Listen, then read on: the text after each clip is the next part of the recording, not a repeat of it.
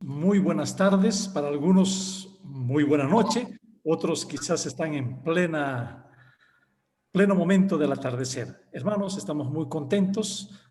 Un saludo a cada uno de los consiervos, hermanos que nos honran en esta noche para poder compartir esta nueva serie de webinars organizado por las Sociedades Bíblicas Unidas. Y quiero invitar al pastor Daniel Oliva, secretario general de las Sociedades Bíblicas Unidas del Ecuador, para que consagre este tiempo y que este sea un hermoso tiempo con nosotros. Adelante, pastor Daniel.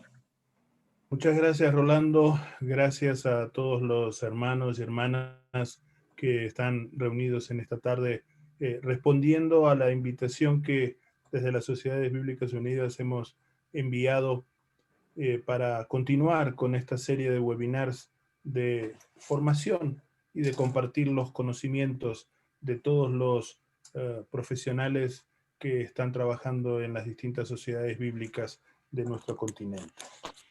Vamos a presentar este tiempo en oración.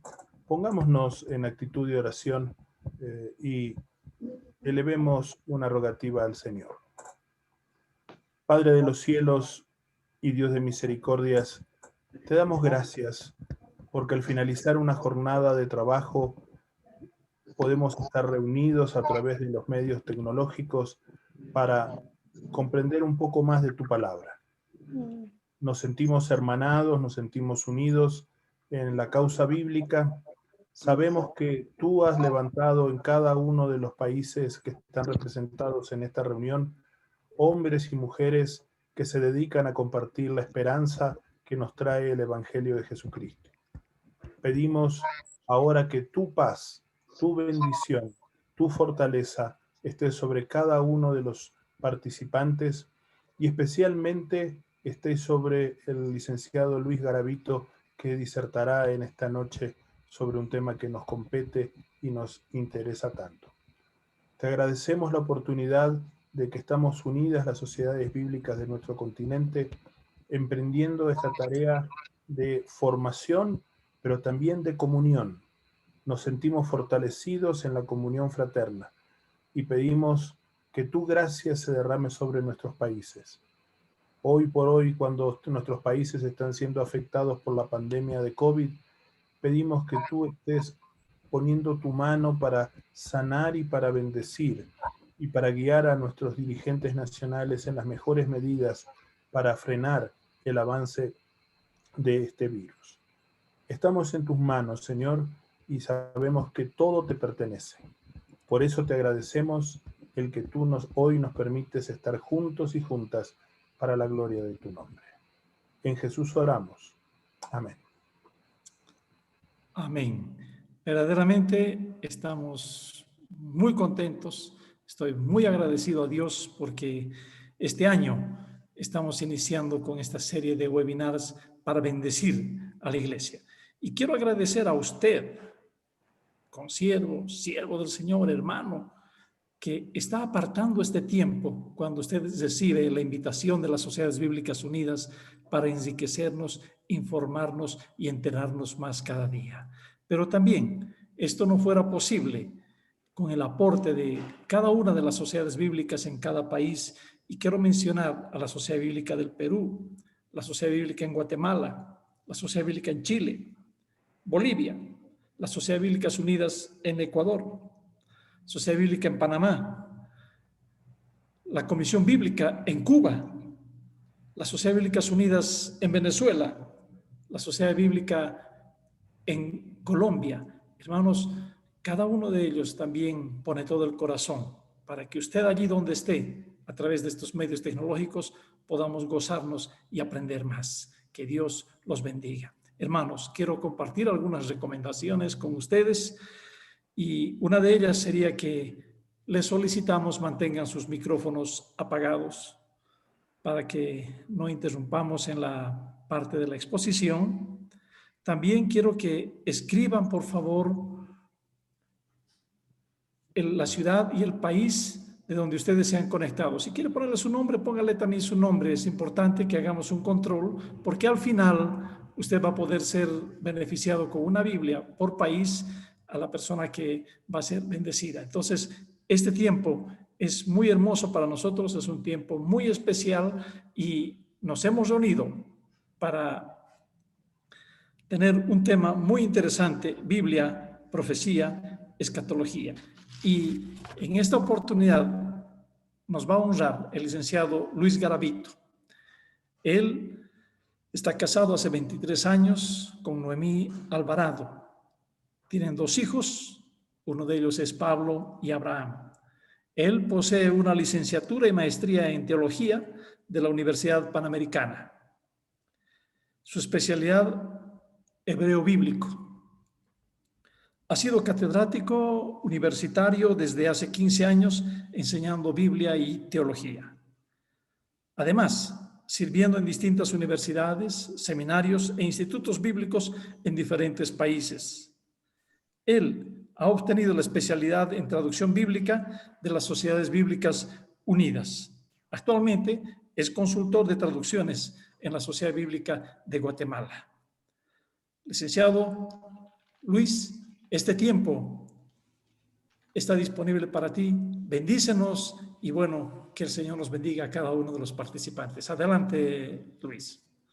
Muchas gracias. Qué alegre y qué emocionante estar juntos nuevamente. Hemos estado participando desde el año pasado en diferentes actividades, de diferentes webinars que han estado desarrollándose por la Sociedad Bíblica Unidas de Latinoamérica.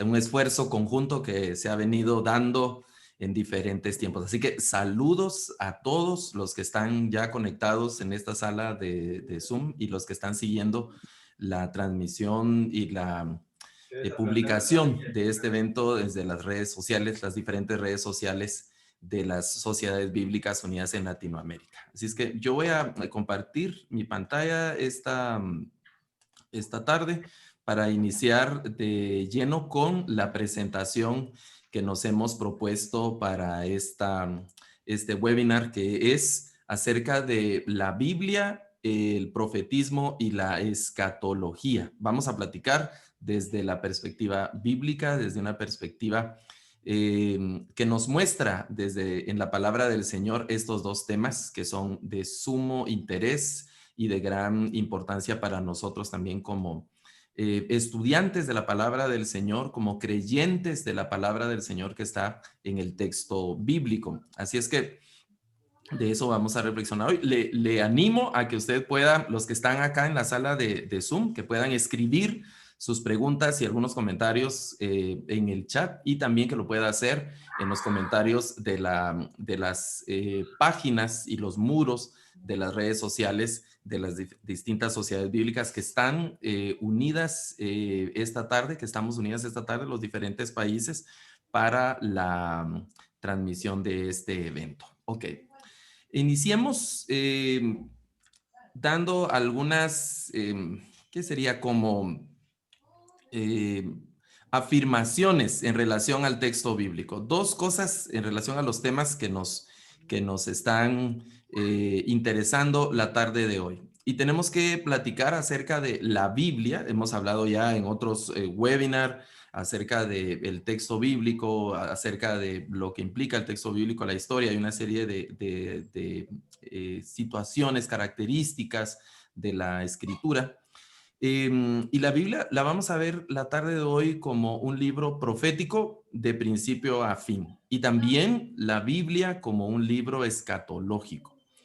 Y hay que hacer alguna distinción conceptual de estas 2 afirmaciones. Primero, ¿qué es lo profético? En ese sentido, la Biblia es un mensaje de parte de Dios, de principio a fin. Esa afirmación es muy general, pero también digamos que lo podemos particularizar. En cada uno de los libros Dios está hablando, utilizando el medio de las escrituras. Y por eso es que podemos afirmar con mucha propiedad que la Biblia es un libro profético, que la Biblia Es decir, nosotros tenemos en nuestra clasificación cristiana libros proféticos, pero no necesariamente solo esos libros o solo en esos libros es donde está contenida la palabra del Señor o la profecía del Señor, sino que la escritura de principio a fin es un libro profético, como un mensaje, entendiendo lo profético como un mensaje enviado de parte de Dios para la humanidad, no solo para su pueblo, sino, digamos, para la humanidad completa, para toda la humanidad, ese mensaje profético. Y también la Biblia como un libro escatológico en el sentido de que la escritura es un mensaje también y una declaración de tanto el inicio como el final de la historia de la humanidad. La escritura describe con ciertas características, de eso vamos a platicar enseguida, cómo inicia la humanidad, la creación, el cosmos, pero también el final de la humanidad y el final de ciertas etapas y de ciertas, digamos, creaciones y nuevas escenarios que se dan en el contexto del final. La palabra escatología, como muy probablemente hemos leído y estudiado, tiene que ver con los eventos del fin, no solamente los eventos del futuro. Y aquí quiero hacer digamos, algún tipo de aclaración. Por ejemplo, nosotros tenemos un plan para cuando termine este webinar y hemos pensado, bueno, al terminar el webinar de hoy, voy a hacer esto, voy a tomar un café, voy a salir a hacer esta diligencia, voy a visitar a tal persona, voy a hacer una llamada, voy a descansar, voy a tomar la cena. Tenemos un plan al finalizar este webinar. Ese es el futuro. Tenemos un plan para el día de mañana. Tenemos un plan para este 2021. No estamos pensando que este 2021 es el fin del mundo y ese tipo de cosas. Eso es el futuro, un futuro que podemos determinarlo como un futuro inmediato, un futuro de mediano plazo y un futuro de largo plazo. Algunos de nosotros, o la mayoría de nosotros, tenemos un plan para dentro de 10 años, para dentro de 15 años o para dentro de 20 años, tal vez tenemos un plan. Y si los jóvenes, los más jóvenes que están siguiendo este webinar, tienen un plan tal vez para el resto de la vida, para los siguientes 40 años o para los siguientes 50 años probablemente. Es decir, ese es el plan de futuro. Lo escatológico implica lo futuro, pero implica también el tema del final. No solo es el futuro, sino es una especie de descripción de los eventos de cierre, de los eventos finales de la historia de la humanidad. La Biblia contiene esas descripciones, la Escritura contiene esas descripciones y por eso también podemos decir que es un libro escatológico de principio a fin. Digamos que uno de los posibles errores a los que podemos estar expuestos o cometer es el hecho de considerar que la escatología está contenida en algunos determinados libros de la Biblia. Clásicamente se identifica la escatología con el libro de Apocalipsis, por ejemplo. Entonces vamos a ver el Apocalipsis o Daniel en el Antiguo Testamento, pero la escatología está diseminada, el aspecto escatológico está diseminado en toda la escritura, desde el principio en el libro de Génesis hasta el final. Nos hace falta, creo yo, un ojo un poco más crítico cuando vamos a las escrituras para encontrar ese mensaje de los relatos del fin. Ok.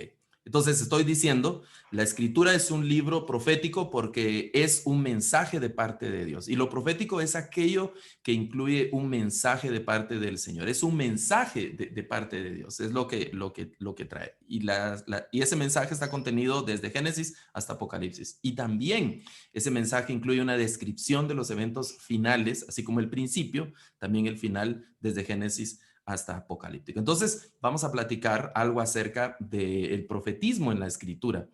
Y digamos que el personaje central del profetismo, aparte de la iniciativa de Dios, es el profeta como tal.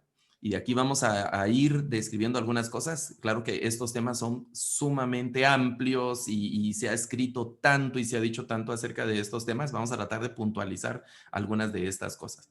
En el asunto etimológico, profeta, así como nosotros lo hemos recibido pasando primero por digamos, si vamos en el sentido inverso de la historia, lo hemos recibido del latín y del latín lo recibió del griego, y el griego fue el proceso de traducción del hebreo. Viene de un griego que es profitis, que significa básicamente mensajero, un portavoz, un portavoz. En muchas ocasiones, en múltiples ocasiones en la antigüedad, el mensaje, el portador del mensaje no llevaba algo escrito, sino que lo escuchaba y lo tenía que replicarlo. De alguna forma, él era como el medio en el que iba el mensaje, ese mensaje que iba no en una carta, no en algo escrito o algún artículo físico, sino que lo escuchaba y luego lo iba a replicar. Era un portavoz, un mensajero. Cuando hubo ese proceso de traducción al griego en la Septuaginta, hubo que buscar algunos términos que fueran equivalentes para traducir del hebreo al griego, y entonces se utiliza la palabra, lo que está en el texto hebreo es la palabra naví principalmente. Hay otras palabras que vamos a ver un poquito más adelante. Y al traducir al griego, se tiene que encontrar una palabra equivalente de los conceptos que están contenidos en el naví hebreo. Entonces, la palabra que se acerca es la palabra profeta, que es el portavoz. Y eso es algo interesante de las características del término griego y las características del término hebreo. Por ejemplo, el término griego, prophetis, que significa mensajero o portavoz, alguien que lleva un mensaje. Y las características del hebreo naví son un tanto diferentes a simplemente ser un portavoz.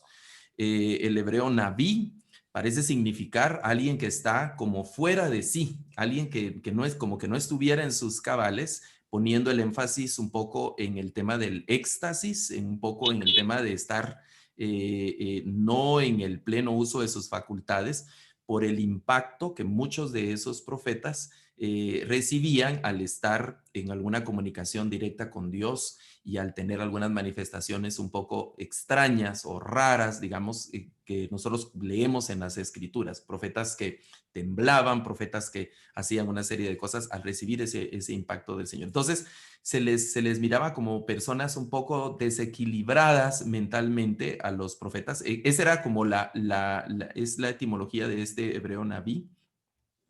Pero la función y lo importante no era el espectáculo, digamos, que podría haber ocurrido, que no eran en todos los casos, como vemos en el testimonio bíblico, sino que ese evento que le estaba ocurriendo, esas cosas que le estaban pasando a ese personaje, era porque está recibiendo un mensaje y ahora va a entregar ese mensaje. Entonces, de ahí es donde toma esas características la traducción, entonces, al griego profitis. En la Vulgata se tradujo como profeta, que es casi como una transliteración del griego, y de ahí deriva en el profeta que nosotros tenemos en español.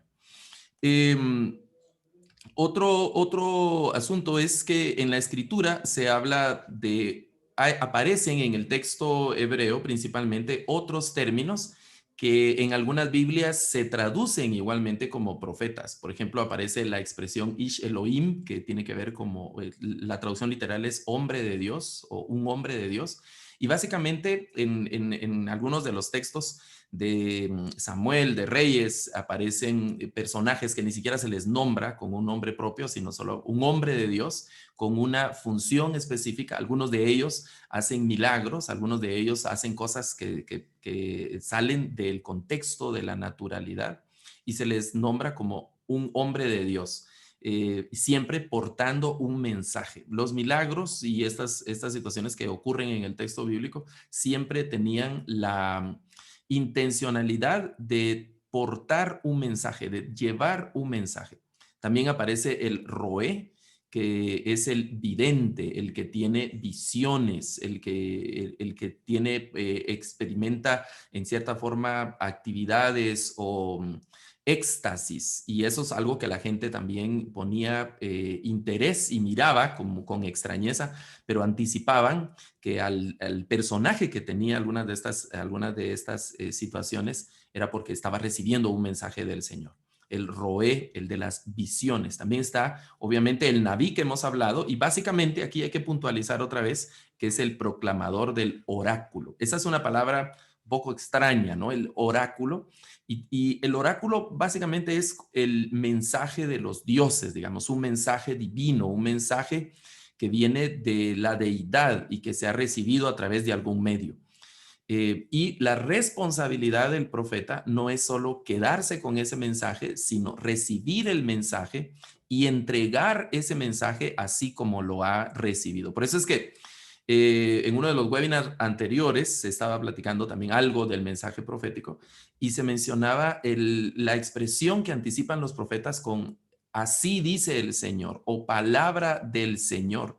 Y no era algo que el profeta sentía, no era algo que el profeta conjeturaba, no era algo que el profeta calculaba o él sospechaba, sino era un mensaje con plena certeza que venía de parte del Señor y lo entregaba. También aparece otra palabra que es el José, que se puede traducir también como vidente, y hay una característica interesante de este vidente porque raya un poco en algún contexto con algunas de las culturas paganas y las culturas fuera del contexto de Israel, en la observación de estrellas, en la observación de algunos eventos que ocurrían a su alrededor. Recordemos que el pueblo de Israel, el profetismo en el contexto del Antiguo Testamento ocurre dentro de las fronteras de Israel, pero está en un contexto cultural también que es muy, digamos, hay una actividad muy ferviente de este tipo de profesiones. Hay agoreros, hay videntes, hay una especie de profetas. Recordemos el caso de Balaam, que era un profeta también en el contexto del Éxodo, pero no precisamente un profeta de Dios, sino era un profeta, una especie de un representante, un portavoz de ciertas deidades. Y así los profetas de Baal y una serie de personajes que tenían muchas prácticas también, observando muchas prácticas en relación a ese contexto dentro del profetismo en el Antiguo Testamento y en Israel. ¿Qué clases de profetas observamos en el Antiguo Testamento? 3 grandes grupos principalmente. Algunos tienen características particulares. Un primer grupo son los profetas predicadores, los profetas que reciben un mensaje y entregan ese mensaje. Tenemos el caso del profeta Elías, bueno, el profeta Natán, por ejemplo, que acompañaba a Saúl, que era un profeta que no lo vemos, por lo menos no tenemos un texto nosotros canónico de Natán, sino encontramos su profecía dentro de ese texto que acompaña a la historia de los reyes también. Como un profeta predicador. No vemos muchos milagros de Natán, no vemos milagros de otros profetas, tampoco encontramos milagros, sino básicamente son profetas oradores, son profetas predicadores que portan ese mensaje. Hay otros profetas en la otra clase de profetas que son profetas que hacen milagros, hacen señales. Elías, Eliseo son profetas que muy poderosos, los vemos en el Antiguo Testamento obrando grandes señales, grandes milagros. Y los profetas escritores, profetas de los que no tenemos registro de milagros o de ciertas cosas, pero sí tenemos sus textos. El caso de Jeremías es uno de los casos más prominentes, que el Señor le ordena incluso a Jeremías que escriba un libro de todas las palabras que él le ha hablado desde el día que lo llamó hasta ese momento. Va, le entrega ese rollo al rey y el rey lo quema y Jeremías vuelve a escribir nuevamente otro libro con las profecías que el Señor le había hablado. Entonces, también encontramos en el texto bíblico que hay personajes que combinan estas actividades, predican, obran milagros algunos y otros que obran algunos milagros y también son escritores y también son predicadores. Algunos autores llaman a esos profetas como polifacéticos o que tienen varios rostros, que tienen varias actividades con un profetismo muy intenso, una actividad profética muy intenso. ¿Qué es un profeta entonces? Bueno, es alguien que trae un mensaje divino, es el portador del oráculo. Ese es un profeta, alguien que trae un mensaje divino el portador de un oráculo, el mensaje de Dios. El profeta recibe ese mensaje de parte del Señor y lo entrega. Nosotros vemos en el Antiguo Testamento diferentes medios de recepción de ese mensaje. Podía ser auditivo, podía ser en algún momento no tenemos suficiente certeza para decir si era un mensaje completamente auditivo o era algo, como decimos nosotros, que el Señor le hablaba a su corazón y tenía la certeza del profeta de ese diálogo con el Señor. Habían visiones o habían actos proféticos o algún tipo de cosas como un medio de recepción. Pero lo importante es que el profeta está consciente de ese mensaje de parte de Dios y tiene la suma responsabilidad de entregar ese mensaje de Dios así como lo ha recibido. Eso es algo central en la actividad del profeta. El profeta en el Antiguo Testamento, desde la perspectiva bíblica, no se tenía que ver como alguien que predecía el futuro, una especie de agorero, una especie de adivino tampoco, sino es alguien que tiene la certeza del mensaje y la entrega como tal. Es un mensajero, no es alguien que predice el futuro, alguien que está interesado solo en el futuro o que adivina el futuro haciendo prácticas, una especie de ese tipo de cosas, sino que es un mensajero. Recibe el mensaje y entrega ese mensaje así como lo ha recibido. Eso es algo muy, muy importante del profetismo bíblico. En determinados momentos, el profeta está consciente, podría estar consciente de que está revelando, lo vemos en los textos bíblicos, cosas que han estado ocultas para la mayoría de personas y que Dios le ha entregado y que ahora las va a publicar, que ahora las va a compartir, que ahora las va a dejar para que todo el pueblo las conozca. Su misión principal, más que hablar del futuro, más que anticipar cosas que vienen en el futuro, es iluminar el presente. La función principal de la profecía no está tanto en el futuro, sino que está en el presente, particularmente de lo que vemos en el texto bíblico. Las principales implicaciones de la profecía no están en el futuro, sino están en el presente. Esas son las principales implicaciones de la profecía. El futuro no es incierto para el profeta. El futuro no es oscuro, no es algo desconocido, sino que el futuro lo tiene el profeta de acuerdo al mensaje que el Señor le ha dado en dos situaciones muy, muy particulares que nosotros vemos también en el libro de Deuteronomio, cuando el Señor le habla al pueblo. Pongo delante de ustedes la bendición y la maldición, escojan. Es lo que hacen los profetas. Los profetas dicen, el Señor ha preparado un juicio, el Señor ha preparado esto, el Señor ha preparado lo otro, pero ustedes pueden arrepentirse, ustedes pueden cambiar de actitud en el presente. Es decir, un futuro profético y hay diríamos, un presente profético. ¿Cuál es ese presente profético? Donde se toma la decisión que va a afectar en el futuro, que va a tener un impacto en el futuro. Y el futuro, como decía, no es un futuro incierto porque está declarado. Lo bueno y lo malo está declarado. Por ejemplo, en el primer capítulo de Isaías, cuando el Señor, esa descripción tan dramática que hace el profeta del pueblo de Israel en el capítulo 1 de Isaías, que los describe de una forma tan terrible, y el enfado del Señor, el enojo del Señor, digamos, el desencanto que tiene el Señor en relación a ese pueblo, que era un pueblo necio, duro de corazón, que vivía sumido en la inmoralidad, que vivía sumido en la violencia, que vivía sumido en una serie de cosas negativas, y en medio de todo mantenían su religiosidad de culto, de liturgia, etcétera. Y el Señor les dice, yo estoy cansado de sus lunas nuevas, de sus ayunos, estoy cansado de todo eso que ustedes hacen, porque lo están haciendo viviendo mal, son una podrida llaga, ustedes son peor que el pobre del buey, porque el buey por lo menos reconoce algunas cosas, pero ustedes no me han reconocido a mí, y les dice una cantidad de cosas terribles. Pero en el verso 18 de ese capítulo hay un cambio, y ahí está la bifurcación. Ahí está el momento para tomar la decisión, que no es una decisión futura, sino que es una decisión que se debe tomar en el presente.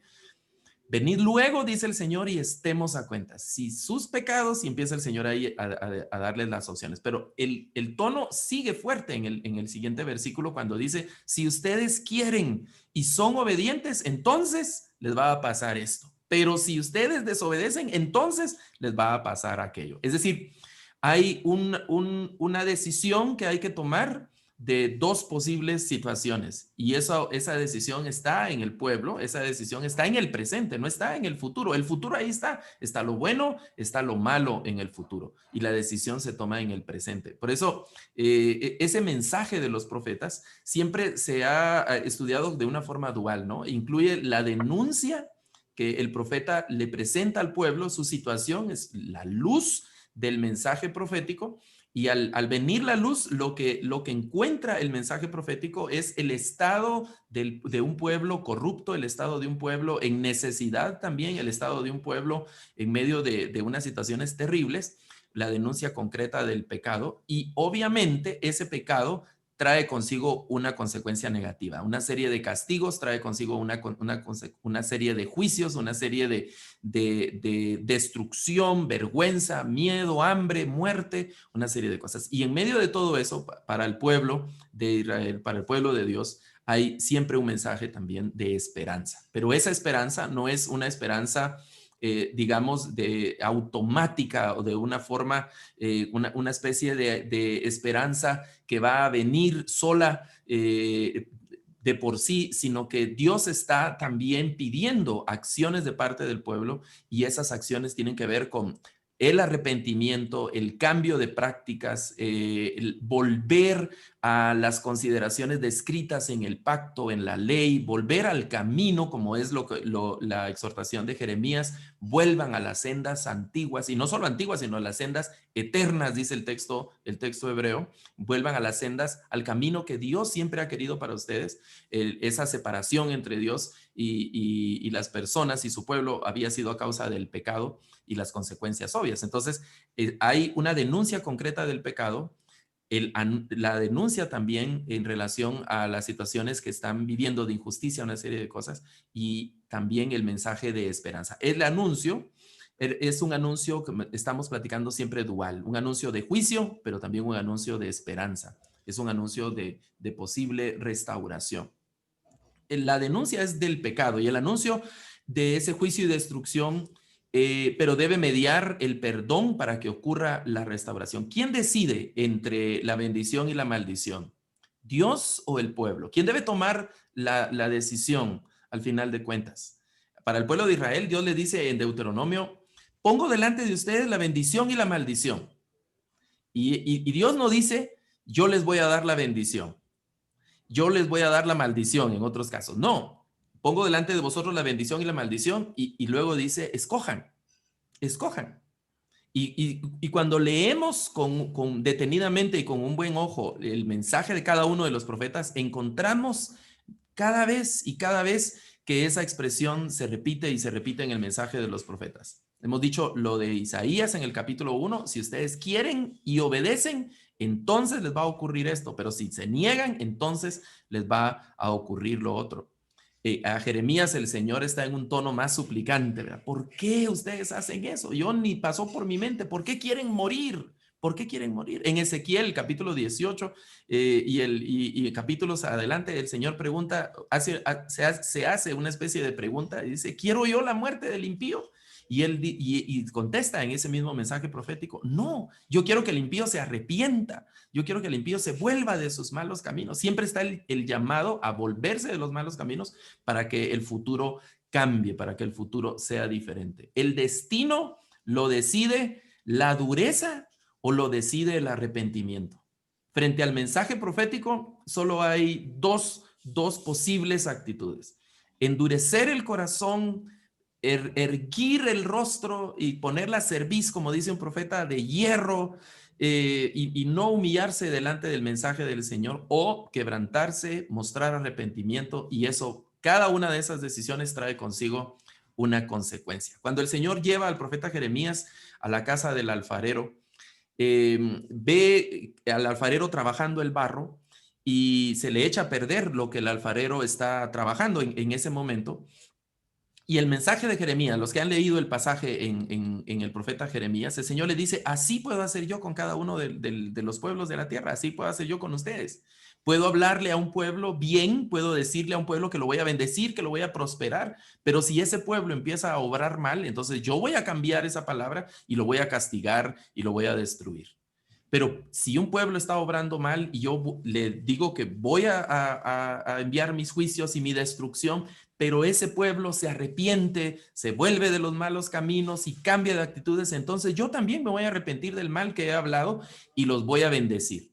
Entonces, otra vez, la bendición y la maldición, la destrucción y el bienestar no dependen de la mano de Dios, no dependen de las decisiones de Dios, sino dependen de la decisión del pueblo, de la dureza o la sencillez y el arrepentimiento con que se recibe el mensaje. Por eso decimos que la principal implicación del mensaje profético no es hacia el futuro, sino es hacia el presente. Dios envió el mensaje de los profetas no para cambiar el futuro, sino para cambiar el presente, y eso va a tener implicaciones en el futuro. Nuestros cambios en el presente van a tener implicaciones siempre en el futuro. ¿Cuál es el mensaje central de los profetas? Y aquí quiero ponerlo en un tono como de preguntas de reflexión. ¿Cuál es ese mensaje central de los profetas? ¿Acaso no es un llamado urgente al arrepentimiento? ¿Hay otro mensaje de los profetas? Ese mensaje siempre está, todos los detalles y características que están ahí en los libros proféticos, en cada parte de la escritura, es un constante llamado al arrepentimiento, un constante llamado a volver a la obediencia de la palabra de Dios, volver a la voluntad de Dios, y no es una obediencia y una voluntad que esclaviza, una obediencia a esa voluntad que nos humilla, que nos deshumaniza o que va en detrimento o en menoscabo de nuestro honor y de nuestra dignidad. No, es todo lo contrario. El Señor le dice al pueblo de Israel en Éxodo, si ustedes oyen la voz y siguen este pacto que estamos haciendo ahorita, que estaban haciendo el pacto en el Sinaí, les dice, ustedes van a ser mi especial tesoro. Ustedes, yo no voy a enviar estas enfermedades y estas plagas que vinieron a Egipto si ustedes siguen esto. Y eso lo encontramos nuevamente en Deuteronomio. Entonces es un llamado constante al arrepentimiento, un llamado constante a estar alineados con la voluntad de Dios. El mensaje central de los profetas, ¿acaso no es una declaración de la santidad, de la justicia, del poder y del amor de Dios? No es un mensaje solo del amor de Dios, no es un mensaje solo de perdón y de la gracia de Dios, es un mensaje de la santidad. La frase de Isaías, el Santo de Israel, es una frase contundente, es un Dios santo, es un Dios celoso, es un Dios que ese celo lo hace también ser un Dios que tiene actitudes de ira, de enojo. Es cierto, Dios es, como dicen los salmos, lento para la ira, pero no dice que no tiene ira. Al contrario, esa ira es una ira que se manifiesta, o más bien que la ira de Dios manifiesta su poder, su santidad, también su gracia y su amor. El mensaje de los profetas es un mensaje de justicia. Es un mensaje de justicia, no solo de justicia de Dios, sino de justicia entre los hombres, de justicia entre los congéneres, entre el prójimo, entre los contemporáneos. El pueblo de Israel, cuando uno reconstruye la escena social del pueblo en el que vivía el pueblo, uno ve injusticia, corrupción, latrocinio, violencia, pobreza, enfermedad, la opresión de las personas que tenían mejores capacidades económicas, de las personas que estaban en las clases sociales altas, que siempre han habido esa jerarquización de clases, oprimiendo a las personas que estaban menos favorecidas socialmente en aquel tiempo. Y eso, el mensaje profético cala profundo en esos temas, pone el dedo en esas llagas sociales de aquel tiempo, porque Dios pide justicia, esa justicia que tiene que ver con la rectitud, esa justicia que tiene que ver no con el aparato jurídico de aquellos jueces que se vendían, de aquellos jueces que se dejaban comprar, que se dejaban extorsionar, que aceptaban sobornos y ese tipo de cosas, sino de la justicia entre la gente. Es esa justicia de la rectitud. El mensaje profético es una declaración del poder de Dios. Dios demuestra su poder cada vez y cada vez demuestra su poder, pero no solo para librar a su pueblo de los enemigos poderosos, no para librar a su pueblo de las amenazas, sino demuestra su poder a través de los enemigos de su pueblo. Aquellos pueblos enemigos que oprimían al pueblo de Israel en el contexto del Antiguo Testamento, se ven en el mensaje profético como una vara, como un látigo, como una espada en la mano de Dios. Nabucodonosor, los reyes asirios, los reyes de Egipto y los enemigos alrededor de su pueblo se veían como un instrumento de ira en la mano de Dios. Entonces no era el poder de aquellos pueblos, sino era el poder de Dios a través de aquellos pueblos. Pero también se ve el amor de Dios, el amor de un Dios dolido, y se ha escrito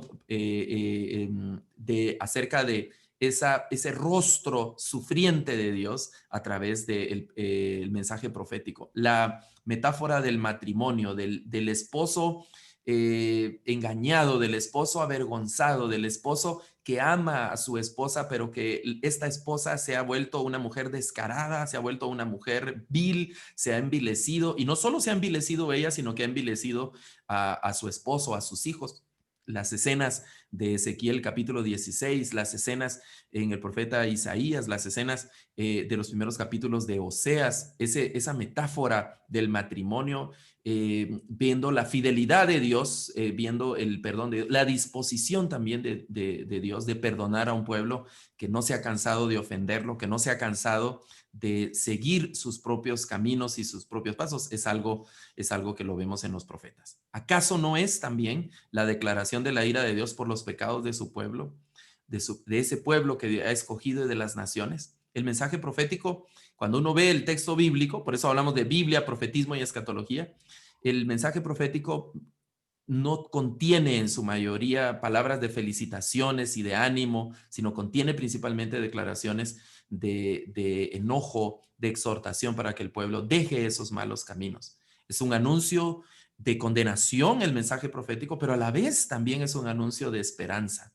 Es un anuncio de esperanza. ¿Acaso no es la declaración de la victoria final de un remanente fiel con el cual Dios concertará un nuevo pacto? Que eso lo anticipan los profetas. En medio de todas esas circunstancias, Dios empieza a lanzar hacia el futuro ciertas esperanzas, ciertas mensajes y palabras de acontecimientos importantes hacia el futuro, dándole esa esperanza de triunfo final a su pueblo, al cual él ha escogido. Los profetas presentan a un Dios muy particular. Concebían, conocían, creían y predicaban en nombre del único Dios. Y eso es algo muy, muy interesante. Ese Dios que es el Dios creador de todo, el sarcasmo y las sátiras que hace Isaías, la profecía de Isaías de esos dioses, cuando Dios pregunta, yo soy el creador de los cielos y la tierra, ¿qué han hecho los otros dioses?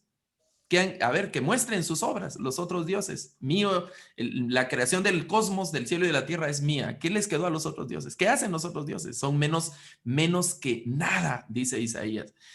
No sirven para nada esos dioses. Y se burla del que sube a un monte, corta un tronco, con la mitad hace leña y calienta ahí su comida, y con la otra mitad hace un ídolo, se postra y le dice, mi padre eres tú, en un tono de burla. Ese es el Dios creador, el rey, no solo de Israel, y eso es algo interesante del mensaje profético, sino que es el rey de toda la tierra, de toda la tierra. Y entre esas principales características está el poder de Dios, que es, infinito ese poder de Dios, y la demostración de ese poder de Dios es la creación, su creación.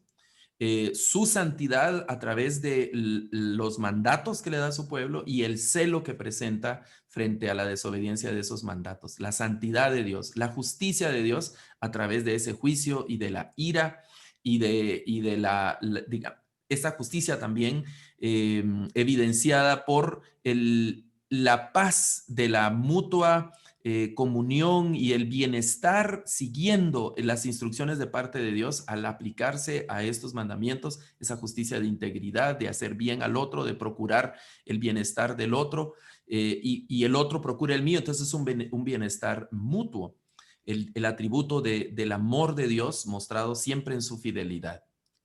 El pueblo escogido de Dios no fue aniquilado, como lo fueron otros pueblos, esa fidelidad de parte de Dios, y también el atributo de su misericordia mostrado en la compasión en el juicio y en la restauración de su pueblo, de su pueblo escogido también.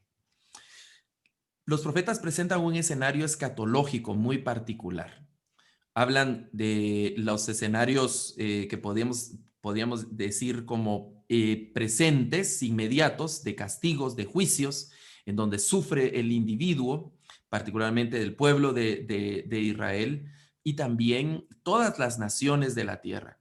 Eso genera una expectativa mesiánica, que es la esperanza del advenimiento de un rey de paz, de aquel príncipe que va a establecer un reino de justicia, de paz, de bienestar, de prosperidad, de libertad, fuera de cualquier opresión de reinos que oprimían al pueblo de Israel. Es un reino que está basado en justicia. El cetro de tu trono es un cetro de justicia, dice el Salmo.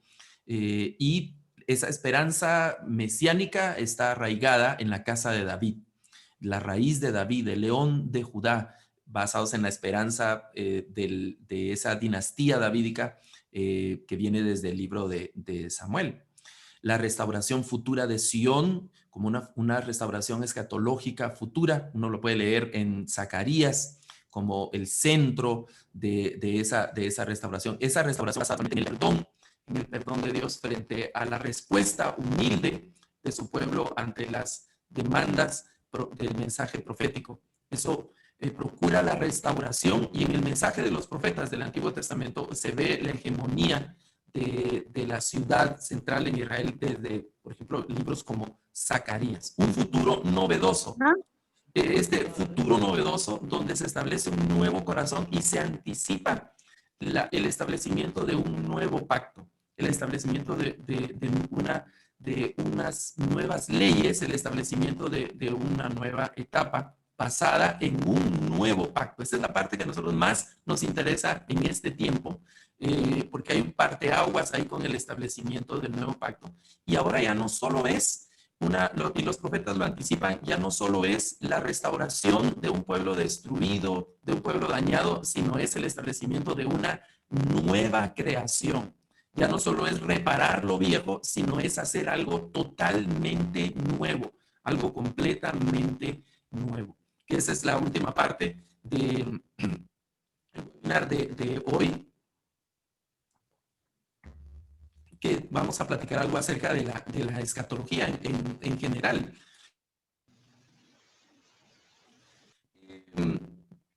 Y hay que, solo necesito, si me ayudan a confirmar si me están escuchando bien en este momento. Hay interferencia. Hay distorsión. Sí, hay interferencia. Es interferencia, pastor, no se escucha bien. De interferencia, parece que fuera algún cable. Ok, ¿y ahora me escuchan mejor? Muy lindo. Ahora sí, hermano. Sí. Mejor. Okay. Sí, parece que fue por el temblorcito. Sí, por favor. Mejor. Bueno, espero que no haya sido tanto tiempo atrás. Así les agradezco si vuelve a ocurrir que puedan avisarme con tiempo. Ok. El tema de escatología, hemos estado hablando hasta el momento del profetismo, basados principalmente en el Antiguo Testamento, pero en este tema escatológico, últimamente, sobre todo se ha suscitado con más énfasis por el tema de la pandemia y ese tipo de cosas. Hay que regresar al texto bíblico. Hay que poner nuestros ojos más que en las especulaciones que se están dando a través de diferentes medios en el texto bíblico. Y hay tanto que decir. Yo quiero otra vez puntualizar algunas cosas. Y es por ejemplo, empecemos distinguiendo dos momentos de la escatología. Una escatología que vamos a llamar realizada. Los términos pueden cambiar. Las formas de llamar a estas etapas pueden cambiar, y una escatología no realizada. Los profetas están viendo, como estábamos platicando en una de las láminas anteriores, el advenimiento de un Mesías, el advenimiento de un príncipe de paz, el restablecimiento de ciertas características.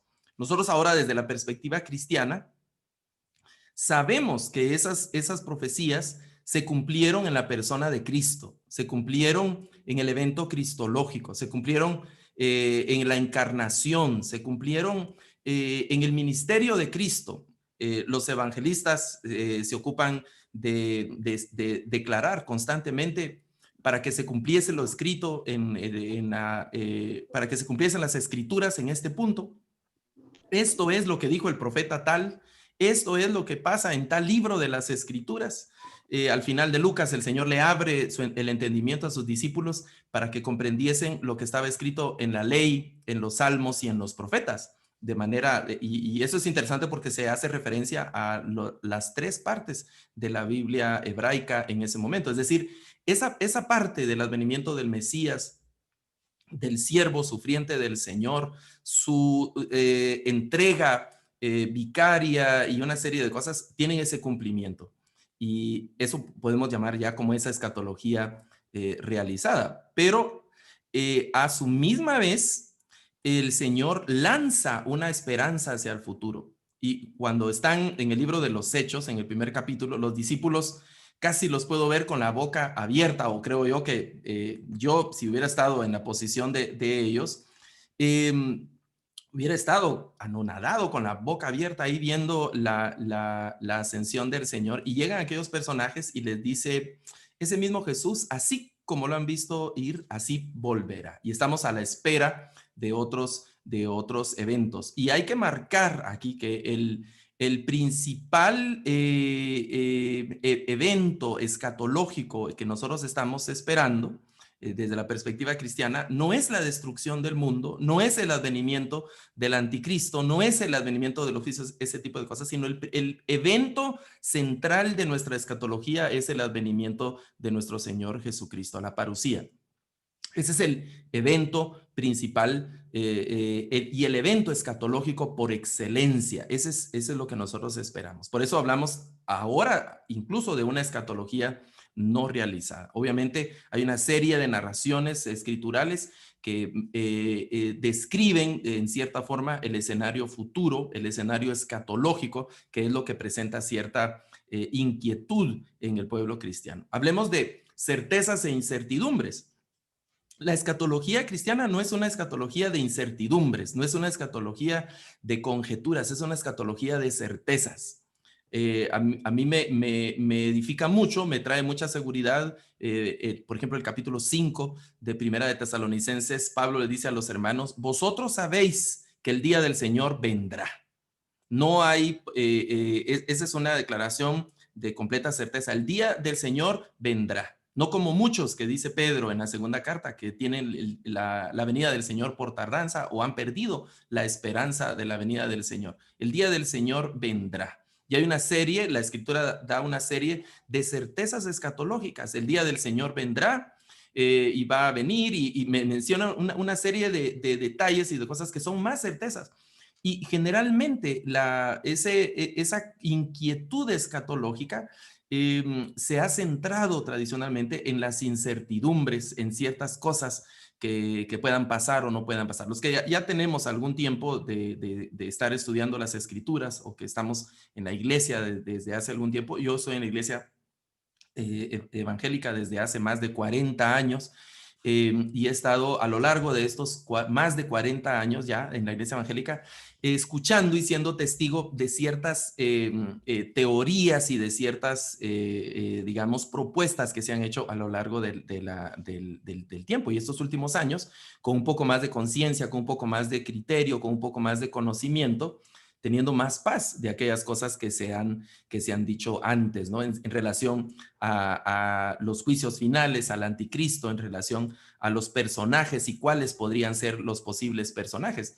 En este contexto de la pandemia se han nombrado ya desde diferentes ángulos a diferentes personajes o instituciones que podrían ser, por ejemplo, la figura del anticristo, ¿no? Y yo hice un recordatorio, lo publiqué en mi muro de Facebook, los personajes que históricamente se han identificado como el anticristo, algunos históricos y otros del siglo XX y otros más recientemente. Y la lista es relativamente larga, ¿no? Y cada uno de esos ha pasado. También los últimos eventos que han impactado en algunos países de Latinoamérica principalmente, donde se ha fechado la venida del Señor, y obviamente eso hasta el momento no ha ocurrido, y se han hecho especulaciones de ese tipo de cosas, el significado del posible sello de la bestia y cosas de esas que son como la parte de la incertidumbre escatológica. La escritura, y a lo que nosotros debemos de poner más atención, es a la parte de la certidumbre escatológica, esas certezas escatológicas que menciona la palabra del Señor. Hay un pasaje muy, muy corto que se menciona en la carta a los Hebreos, y me dice, por ejemplo, sin santidad, procurad la paz y la santidad sin la cual nadie verá al Señor. Y esos son llamados constantes. El apóstol Pedro en la segunda carta, en el capítulo 3, dice, luego de haber descrito cómo los cielos y la tierra van a ser cambiados y una serie de cosas, dice enseguida, y estando a la espera de estas cosas, ¿cómo no vamos a estar nosotros esperando esa venida en una actitud de paz? Y debemos de procurar ser hallados por él irreprensibles, dice, y en paz. Entonces, creo que en ese punto, más que preocuparnos de los eventos futuros y de dónde va a venir el anticristo y qué clase de ojos va a tener o cómo va a ser el sello de la bestia, preocupémonos, veamos hacia adentro de nuestra situación personal, cómo estamos viviendo, estamos escuchando el mensaje profético de lo que el Señor pide de nosotros. ¿Qué pide el Señor de nosotros? Que nos arrepintamos, que amemos la misericordia y que andemos humildemente delante de Él. Si se humillare mi pueblo y todas esas cosas que el Señor menciona. Esa es la parte de la certidumbre de lo que a nosotros nos toca hacer. Eso en cuanto a la escatología individual, por ejemplo, hay un asunto que tiene que ver con la certeza escatológica. También Hebreos dice que está establecido que los hombres mueran una vez. Pensemos que la venida del Señor ocurre dentro de una cantidad indeterminada de años. Pensemos 20 años, que la venida del Señor ocurre. No estoy poniendo fechas, sino estoy solo poniendo un ejemplo. Que la venida del Señor ocurre dentro de 20 años. ¿Quiénes de nosotros, de los que estamos aquí hoy y de los que van a ver la conferencia, vamos a estar vivos dentro de 20 años? Pensemos que la venida del Señor va a ocurrir dentro de 30 años o 50 años.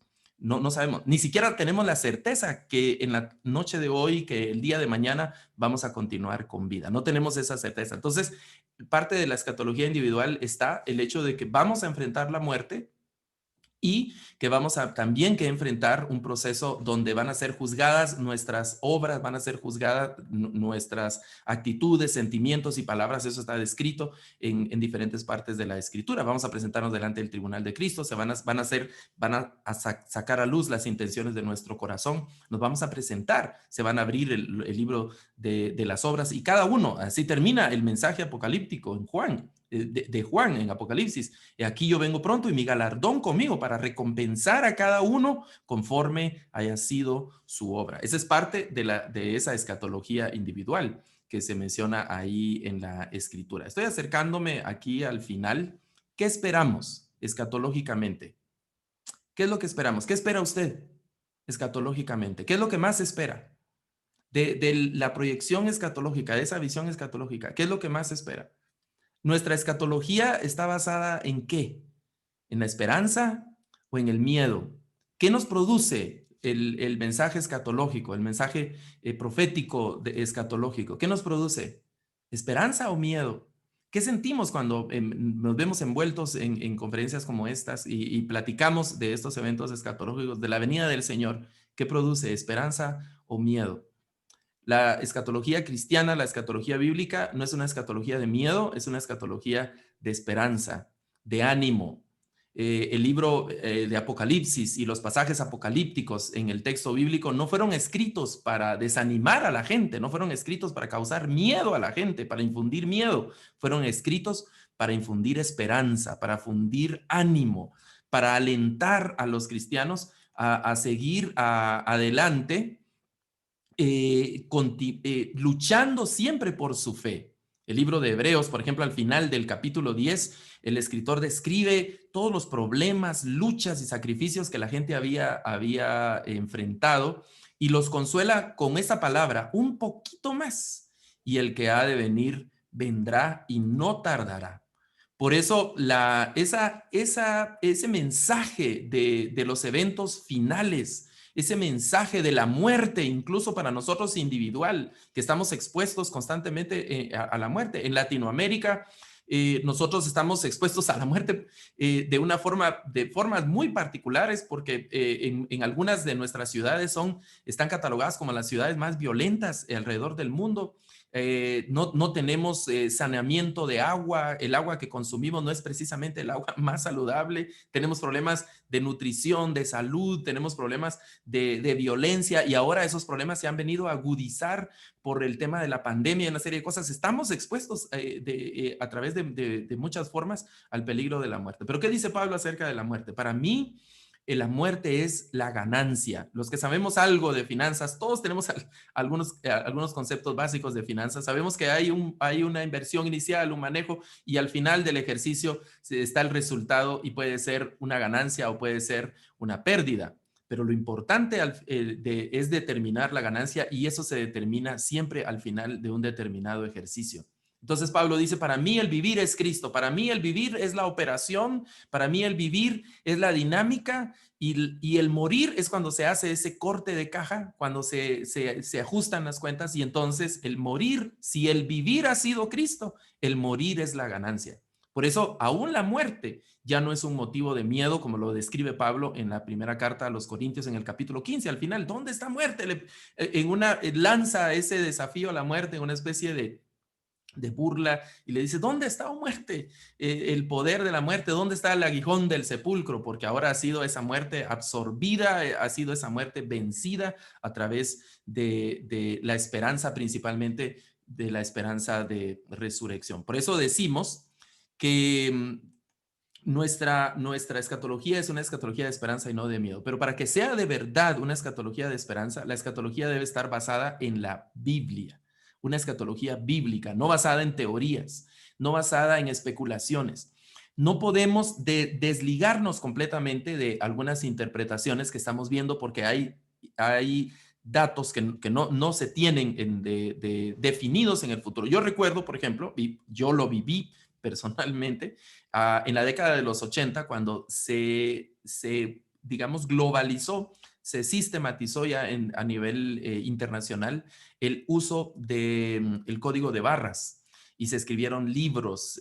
Yo tuve esos libros donde se decía que el código de barras era el sello de la bestia, porque eso estaba en todos los productos y que no se iba a poder comprar ni vender. Y hasta habían libros y artículos que se daban unas ciertas, ¿cómo se dice?, fórmulas para poder sumar, y habían sumas y restas y unas multiplicaciones para que la numeración que trae el código de barras sumara 666. Yo recuerdo con algunos jóvenes, adolescentes de la iglesia, buscando en los códigos, en las etiquetas de los productos, con nuestra calculadora, haciendo las operaciones para que nos sumara 666. Personalmente nunca nos sumó, gracias a Dios. Tal vez nos hubiéramos asustado mucho en aquel tiempo pensando en el tema de ese código. Luego ese código ha quedado ya en desuso y van a venir otras cosas. Siempre ha habido alrededor del tema escatológico una serie de escatologías, de especulaciones, quiero decir,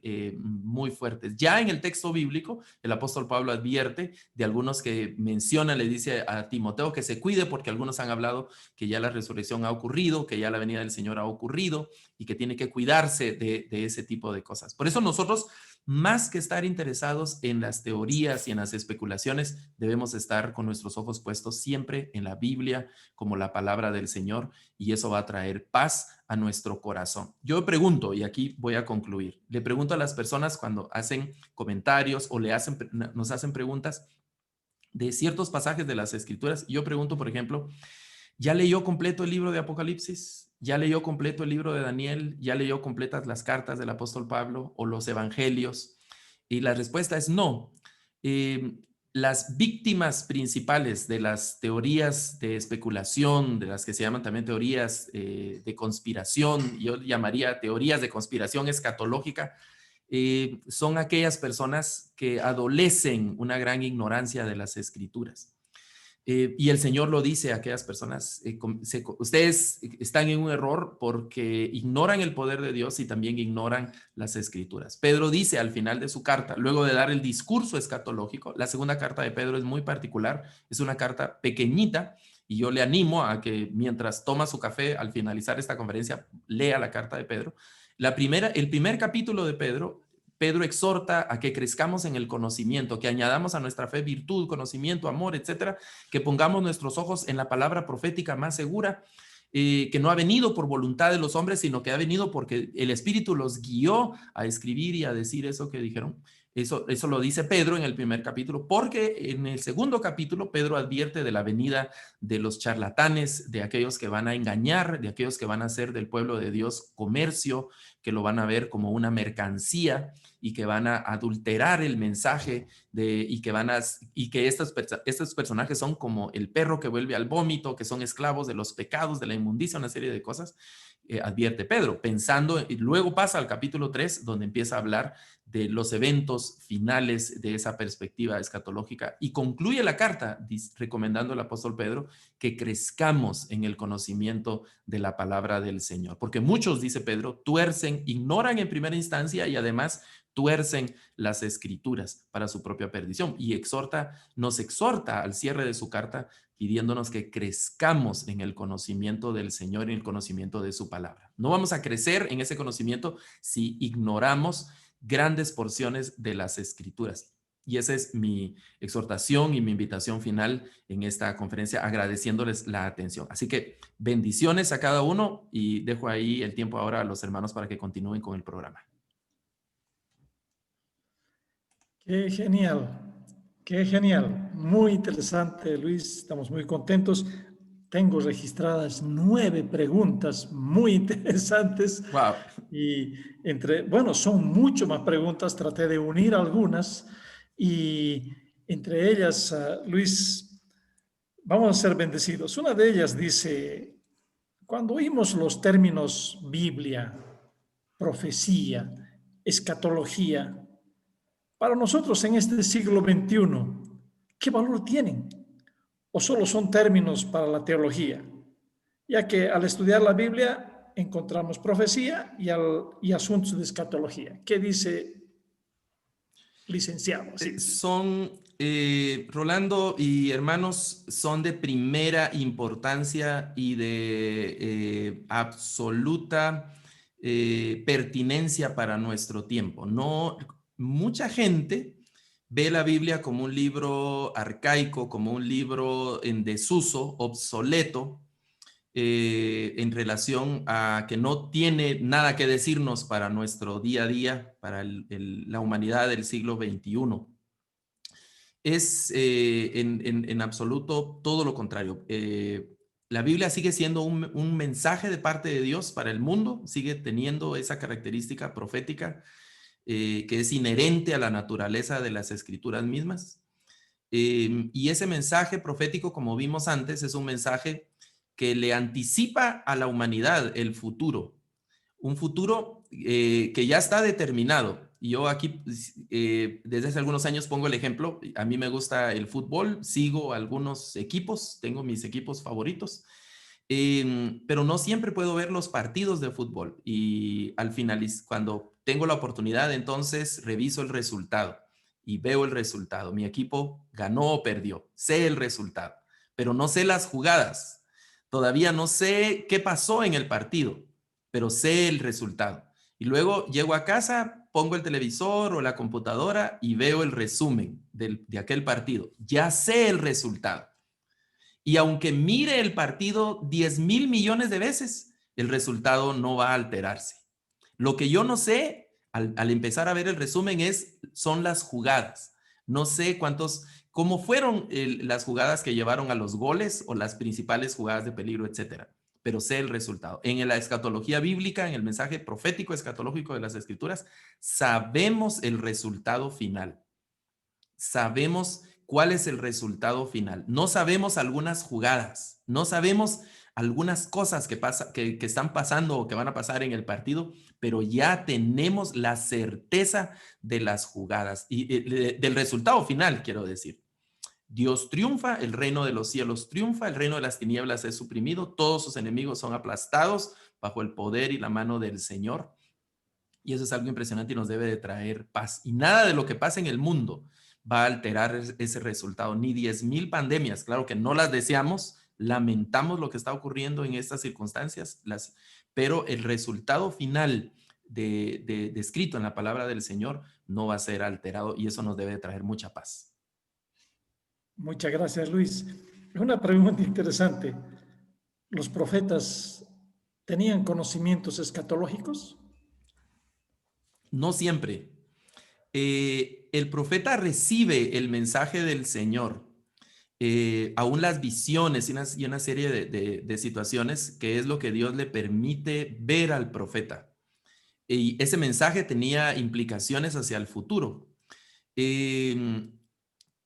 Pedro habla del mensaje que daban los grandes hombres de Dios, dice Pedro, ¿verdad? Y ellos pero no sabían exactamente a qué tiempo. Por ejemplo, oímos la profecía de Isaías hablando de ese príncipe de paz, del que iba a restaurar el reino, del guiador hacia la justicia del pueblo y el que iba a humillar a los enemigos del pueblo del Señor, etcétera. Pero no tenían todo el escenario completo ni la certeza completa de lo que iba a ocurrir. Es decir, tenían una parte, veo yo desde las escrituras, de lo que iba a ocurrir. Pero aquella certeza completa de lo que iba a pasar no la tenían. Pablo dice en Efesios capítulo 3 que el misterio del nuevo pacto les había sido oculto a los personajes antiguos, anteriores a Pablo, pero que había sido revelado en ese momento a los apóstoles y desde el proceso de Jesucristo, lo que dice Pablo, de ese misterio revelado que había sido oculto, pero que ahora había sido revelado también. Entonces no tenían la certeza de lo que iba a ocurrir en ese futuro. Muy bien. Bueno, ahora aquí hay un poquito de variedad. Dice, ¿cómo lidiamos con el asunto del libro de Daniel? Para unos es considerado un libro profético, pero para otros solamente un libro histórico. Bueno, no podemos, como hemos dicho antes, dejar de considerar cada uno de los libros de la Biblia desde su perspectiva profética. Por ejemplo, se estudia en la teología bíblica, en el Génesis, el famoso protoevangelio, descrito en el capítulo 3 de Génesis, que algunos habrán escuchado, algunos que han estudiado teología o soteriología o teología del Antiguo Testamento. El protoevangelio. ¿Qué es el protoevangelio? La palabra protoevangelio es una palabra griega, ¿verdad? La traducción sería como las primeras buenas nuevas, sería la traducción completa al español, ¿verdad? El primer anuncio, el primer buen anuncio. ¿Y cuál es? Es cuando el Señor le dice a aquello de la serpiente te herirá en el carcañal, pero tú le herirás en el carcañal, pero ella te herirá en la cabeza. El triunfo de la simiente de la mujer sobre la simiente de la serpiente. Así se ha interpretado ese triunfo, que ya es un aviso escatológico, está en un tono de futuro. En esa declaración. También, y siempre en Génesis, hay distintas declaraciones que van hacia un futuro, no solo de cumplimiento histórico, sino también de un cumplimiento escatológico. Las promesas de no destrucción del mundo con Noé, las promesas a Abraham, el establecimiento de esa promesa con Abraham y la confirmación de esa promesa luego con los patriarcas. Y entonces, la Biblia sigue siendo un libro de actualidad profética. Claro, hemos cometido un error, particularmente con traer cultura, traer prácticas, imposiciones de costumbres y de algunas formas de vida en nuestra interpretación. Creo que nosotros mismos nos hemos hecho daño en la imagen que el mundo tiene de la Biblia por la forma en la que nosotros los cristianos la hemos interpretado y la hemos aplicado. Y lo que hemos hablado hemos causado, creo yo, en cierta forma, un poco más de confusión a la gente. Entonces, la reacción de las personas ha sido el rechazo de las escrituras como un libro que no tiene nada que decirme, ¿no? Interesante, muchas gracias, Luis. Aquí hay en realidad yo pienso que son 3 preguntas que se pueden responder de una sola manera. Dice, ¿se podría decir que estamos viviendo la era de los falsos profetas? ¿Hay profetas tiempo y dice cómo se debería interpretar hoy la escatología. Bien, la era de los falsos profetas. Quiero contarle a la persona que hizo la pregunta que todo el tiempo han habido falsos profetas. Todo el tiempo de la historia de la humanidad y del pueblo del Señor han habido falsos profetas. Una leída rapidito bueno, no tan rapidito, pero una buena leída del texto bíblico, los textos históricos y dentro del mismo contexto de los profetas, vamos a encontrar profetas falsos. La historia de cuando Josafat hace alianza con Acab, van a ir a pelear. Josafat es un poco más piadoso que Acab y le dice, necesitamos la confirmación de parte de Dios y vamos a preguntarle a los profetas. Y Acab trae a sus profetas que comían de su mesa y que tenían ahí la palabra comprada, ¿verdad? Y obviamente le animan a Acab. Josafat no mucho cree y pregunta por otros profetas. Ese proceso donde viene otro profeta que Acab dice, hay uno, pero lo aborrece mi alma, ¿verdad? Y en cuanto a proporciones, cuando uno ve los profetas de Dios frente al número de profetas falsos, siempre los profetas del Señor en las escrituras se ven en desventaja numérica. Cuando uno trata de reconstruir la escena de Elías frente a los profetas de Baal, ¿recuerdan el número? ¿Cuántos habían al pie del altar de Elías y cuántos habían al pie del altar de Baal? ¿Verdad? 450 de Baal y Elías de este lado. Entonces, siempre han habido profetas falsos. Ahora, en cuanto al tema de, creo que la otra parte de la pregunta, si me la repites, Rolando, porque estoy dudando. ¿Hay profetas de tiempo? Ok, el tema del profetismo de este tiempo. Voy a contestar de dos formas, de una manera bíblica general y de una manera, digamos, institucional, denominacional. Consideremos qué es la profecía. La profecía es un mensaje de parte de Dios. Entonces, la pregunta sería, ¿Dios sigue dando ese mensaje? ¿Dios sigue comisionando personas para entregar ese mensaje? La respuesta obvia es sí, ¿verdad? Dios sigue llevando ese mensaje, principalmente a través de ¿qué? Principalmente a través de las escrituras. La predicación es un acto profético. La iglesia tiene una participación profética en el medio del mundo porque es portadora de un mensaje, la función profética de la iglesia. Desde esa perspectiva, con base en eso, tendríamos que decir que cada uno de los que participamos en la iglesia somos una especie de profeta. Cada uno de nosotros somos portadores de un mensaje también. Pablo nos ve, si intercambiamos términos, como somos embajadores del reino y portando un mensaje de reconciliación, como dice Pablo en la segunda carta a los Corintios, reconciliados con Dios. Entonces, es una actividad desde otro punto de vista como una actividad profética. Y tendríamos que contestar sí, desde esa perspectiva. Desde el punto de vista institucional, eso ha quedado sujeto a la interpretación propia de algunas denominaciones. Algunas denominaciones han interpretado que no, y otras interpretaciones han interpretado que sí. Y creo que esa parte no la vamos a solucionar esta tarde, ¿verdad? Sino que creo que mi sugerencia es que vayamos todos a las escrituras con suficiente humildad, pidiéndole al Señor su guía para llegar a una conclusión en ese tema, ¿verdad? Yo estoy hablando primero. En la primera parte de mi respuesta es una perspectiva profética general en cuanto al uso de las escrituras como el mensaje de Dios, a la predicación como un acto profético, a la presencia de la iglesia en el mundo como una presencia también profética y un ministerio profético de la iglesia en el mundo.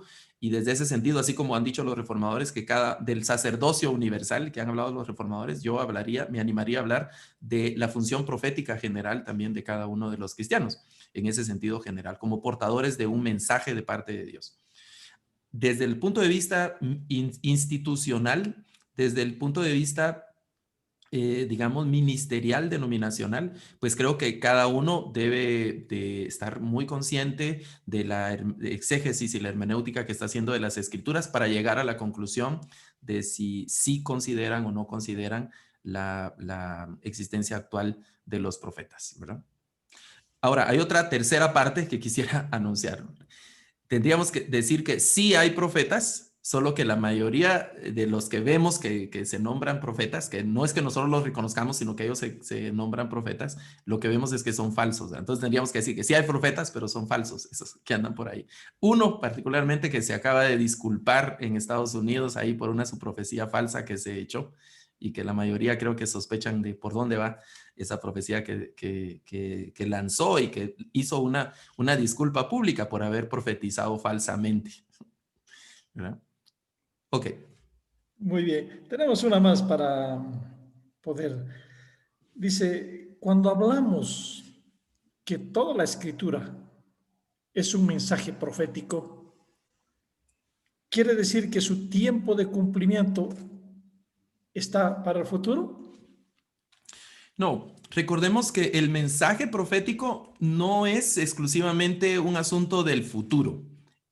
Hemos dicho que el mensaje profético anticipa el futuro, pero que la implicación del mensaje profético es aquí y ahora. Dios está trayendo, me está mostrando, digamos, a través del mensaje profético, lo que va a ocurrir en el futuro. Pero me está dando la oportunidad al darme ese mensaje profético a que yo haga cambios y que reaccione a ese mensaje hoy, no en el futuro, sino es aquí y ahora. Es lo que el Señor me está pidiendo. Se muestra el futuro, pero no es la principal implicación no es hacia el futuro. La principal implicación es el presente, es el ahorita. El Salmo dice, si oyes hoy la voz del Señor, no endurezcáis vuestro corazón. Pero es este hoy, que se menciona ahí en el texto, ¿verdad? Muchas gracias, Luis. Realmente creo que tuviéramos mucho tiempo más para poder disfrutar de preguntas, pero este es un desafío para cada uno de nuestros amigos que nos acompañan en este tiempo en Sociedades Bíblicas Unidas a través de las webinars, de estar atentos y seguir enriqueciendo. Este tiene que ser nuestro seminario de capacitación para todos los que estamos lejos ahora. Y gracias, Luis, por este tiempo. Gracias por compartir lo que su corazón tenía para nosotros y apreciamos mucho. Dios lo fortalezca, Dios lo bendiga y pronto queremos tenerte otra vez con otro tema similar. Bendiciones. Bien, hermanos, vamos a tener algo especial. Quiero decir que usted no se retire todavía porque vamos a tener